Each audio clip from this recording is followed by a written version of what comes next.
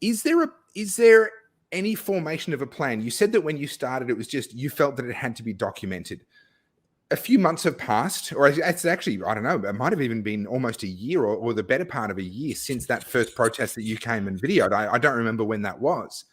Has a plan formed for you? Are you charting a different future for yourself now? Or are you just hoping that this all ends and you can go back to the weddings? Where are you kind of sitting with all this now? Yeah, I mean, I've been very lucky to be, a small donor in the sense that I've been able to become, somewhat self-reliant throughout my years working in the wedding industry, and it comes with the ability to kind of, focus on different things as well. So, changing in my career to something like this and taking this more seriously is something that I can actually do. It's an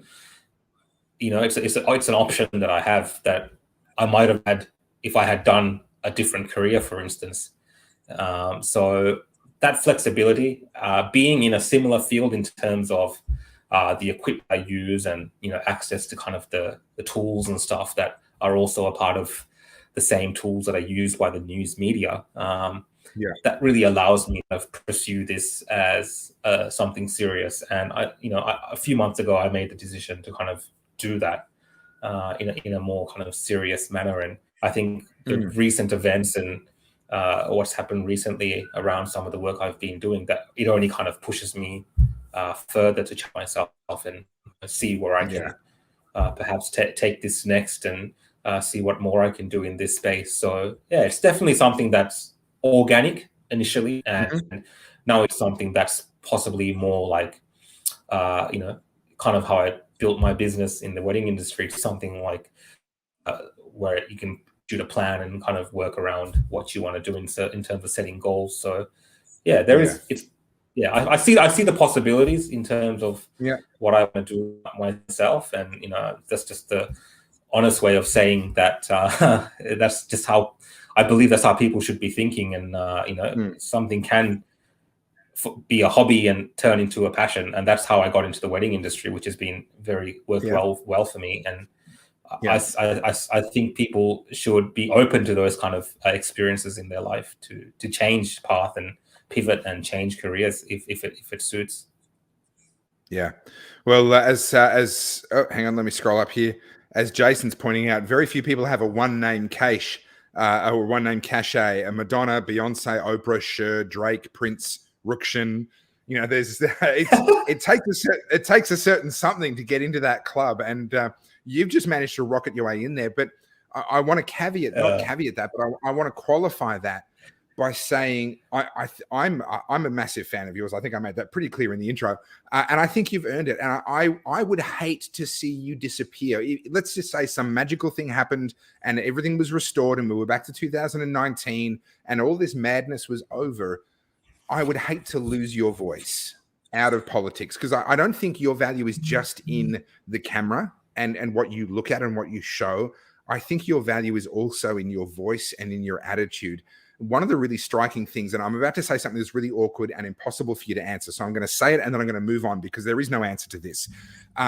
You are an incredibly humble human being, right? And there's no answer to that. You can't sit there and say, well, actually, yes, I am.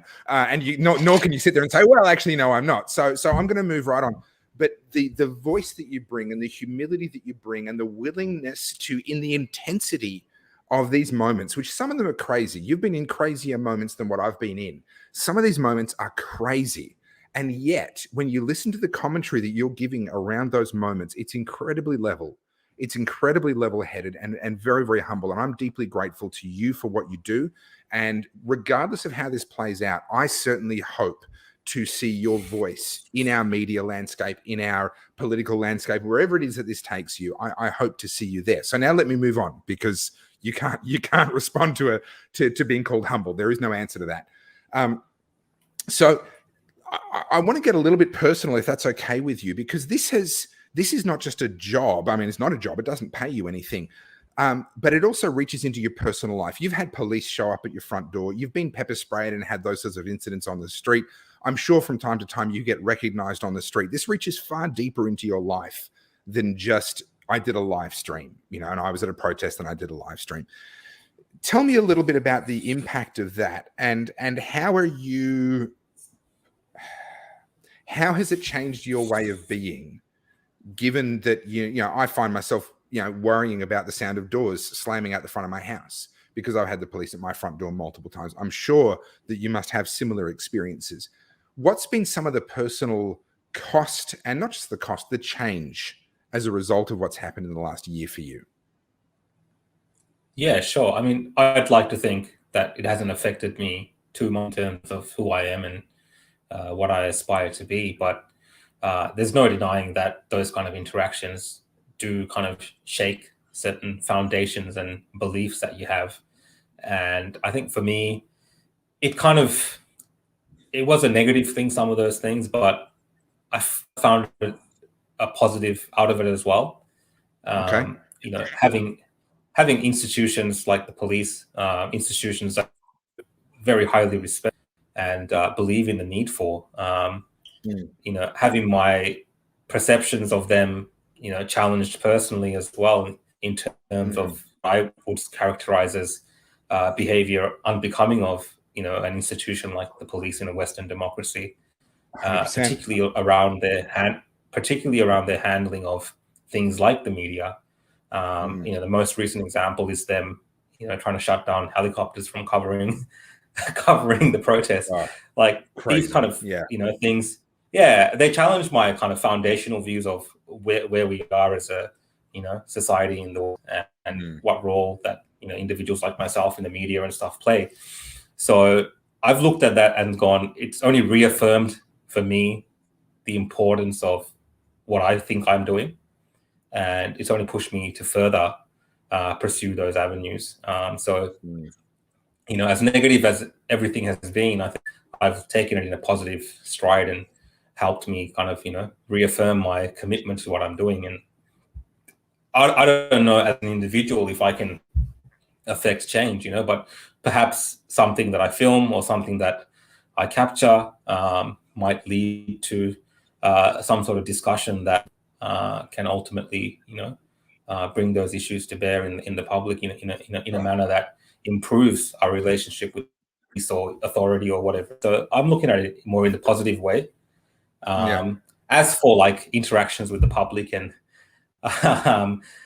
those kind of things, like, it's, you know, I'm very kind of, I try to be myself, and I'm trying to be very respectful and calm and nice to everyone. I try not to judge people as well, and anyone that comes and talks to me or says hello, despite what their views might be and who they might be and whatever it is, I try to engage with them as a human being and respect them first as a person, because I feel like that's the way that I would like to be treated by others. So those kind of values are kind of instilled within me. So if you see me casually talking with people that maybe have disparaged me or something like this and laughing and smiling, it's not because I haven't ended or whatever, but it's just because I'm willing to give people a chance. And you know, people are always, you know, human. We're all human, and we're capable of being more than what we've done in the past and more than our mistakes. Look, you're proving what I just said about this incredible level approach that you just have, and I don't know, it seems to now be a part of who you are. So I'm going to say compliments to your parents or to your upbringing. I don't know what that looked like, but compliments to the people that shaped you, and compliments to you for the choices that you've made, because not everyone has the ability to approach things the way that you just described, given the intensity of some of what you've been through and seen. I want to bring up Marco's comment here. Avi has a man crush on Rukshan. It was apparent in the duo video. Listen, I have a man crush on Rukshan, right? I'm going to make it awkward. If you don't have a man crush on Rukshan, what is wrong with you? Check your pulse, guys. Make sure you're alive, okay? The guy is a legend. The guy's awesome.